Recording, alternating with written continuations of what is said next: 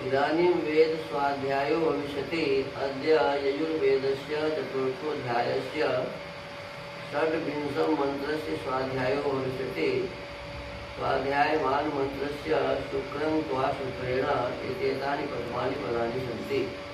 अब वेद स्वाध्याय होगा। आज यजुर्वेद के चौथे अध्याय के 26वें मंत्र का स्वाध्याय किया जाएगा। स्वाध्याय किए जाने वाले मंत्र के शुक्रं त्वा शुक्रेण ये प्रारंभिक पद हैं।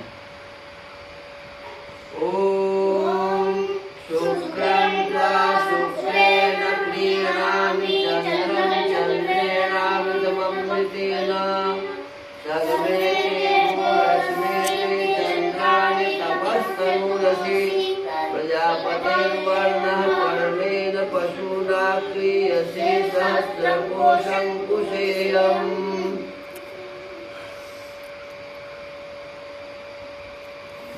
इस मंत्र के ऋषि हैं शुक्र, वेत्यस्य वत्स ऋषि, यज्ञो देवता, भूरक ब्राह्मणी पंक्ति छंदा पंचम स्वर। उनसे किम कृत्वा यज्ञ साधनीय इति पृच्छते। मनुष्यों को क्या क्या साधन करके यज्ञ को सिद्ध करना चाहिए, इस विषय का उपदेश अगले मंत्र में किया है।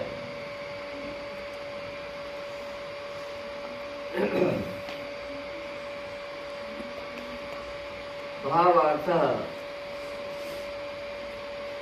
पदार्थ जैसे सगमे पृथ्वी के साथ वर्तमान यज्ञ में तपसा प्रताप युक्त अग्नि हुआ तपस्वी अर्थात धर्मात्मा विद्वान का तनु शरीर असी है, उसको शिल्प विद्या व सत्योपदेश की सिद्धि के अर्थ पशुना विक्रय किए हुए गौ आदि पशुओं करके धन आदि सामग्री से ग्रहण करें।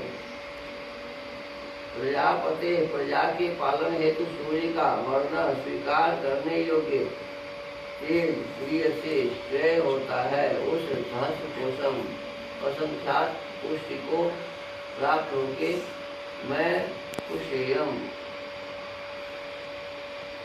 उस हूँ। हे विद्वान मनुष्य, जो ते आपको पृथ्वी के स्थान के प्रकाश से चंद्र आदि सुवर्ण आदि धातु प्राप्त हैं, वे असमें हम लोगों के लिए भी हों। जैसे मैं परमेन उत्तम शुक्रेण शुद्ध भाव से शुक्रम शुद्धि कारक यज्ञ चंद्रेन सुवर्णों के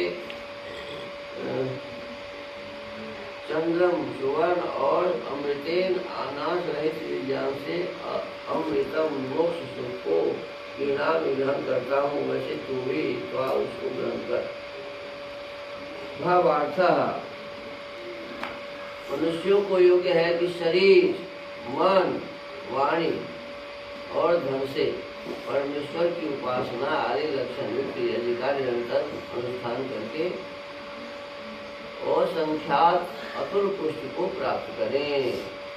देखो यहाँ विशेष रूप से बातें बताई गई है कि हमको हमारे लिए यही उचित कर्तव्य है कि हम शरीर से मन से और वाणी से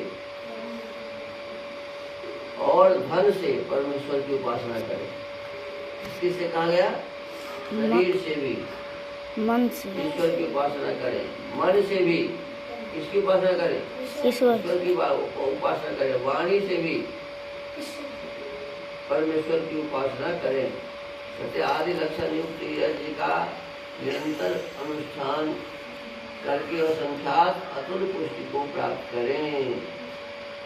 देखिए, हमारे जीवन में सुख समृद्धि तभी आएगी जब परमात्मा की कृपा हो।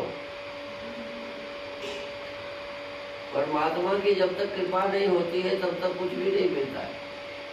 तो हमको आपको बहुत ही प्रयत्न पूर्वक क्या करना चाहिए?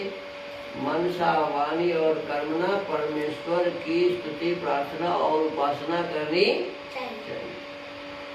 उसी परमेश्वर की कृपा से हमें सुवर्ण नाश रहित विज्ञान से मोक्ष सुख प्राप्त होगा। क्या होगा जी? मोक्ष सुख का होगा, असंख्यात अतुल पुष्टि को हम प्राप्त करेंगे, लेकिन वो होगा यज्ञ के अनुष्ठान से। किससे होगा ये? यज्ञ के अनुष्ठान से। यज्ञ के अनुष्ठान से। तो हम परमेश्वर की उपासना करें, उत्तम यज्ञ का अनुष्ठान करें और अनेक प्रकार के सुखों को प्राप्त करें। तो आज के वेद स्वाध्याय को हम यही विराम देते हैं। ओम।